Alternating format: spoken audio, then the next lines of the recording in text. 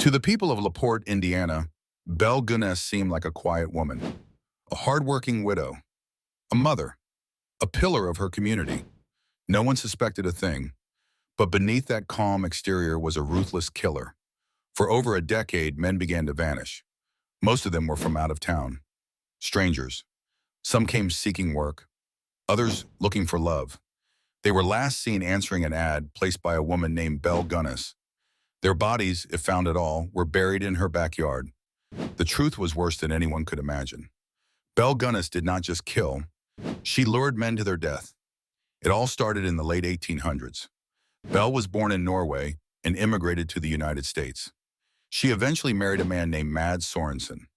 Together they moved to LaPorte, but in 1900 Mads mysteriously died from strangulation. His death was ruled an accident, but that wasn't the last death Belle would be responsible for.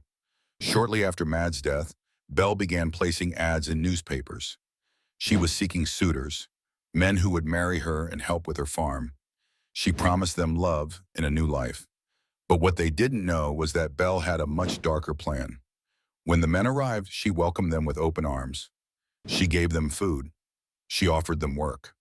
But then they disappeared. No one saw them again. For years, men came and went. They were never heard from again. The local authorities were baffled. There was no clear evidence to link Belle to the missing men. But Belle's house was a dark and twisted place. It wasn't just a home, it was a killing ground. She had hidden rooms in her house, secret places where bodies were buried. The men who came to her were nothing more than prey. Belle wasn't just killing for money. She was killing for control. She had become a master at concealing her crimes. She even went so far as to collect life insurance policies on the men she killed. After they disappeared, she would collect their life insurance and money. But in 1912, everything changed. A fire broke out at Belle's farmhouse. The fire department arrived to find the charred remains of Belle's house. They also found the body of a woman, only it wasn't Belle. The body was badly burned.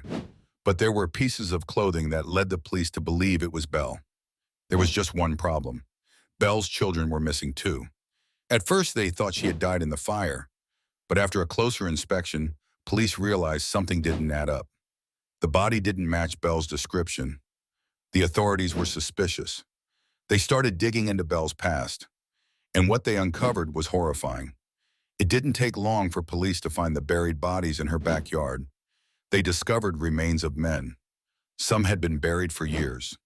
There were traces of human bones and teeth hidden deep in the ground. It was clear now. Belle had been murdering men for over a decade. She had taken their lives and buried them in her yard. But the terror didn't end there. The more they dug, the more they found. Belle had poisoned her children before starting the fire.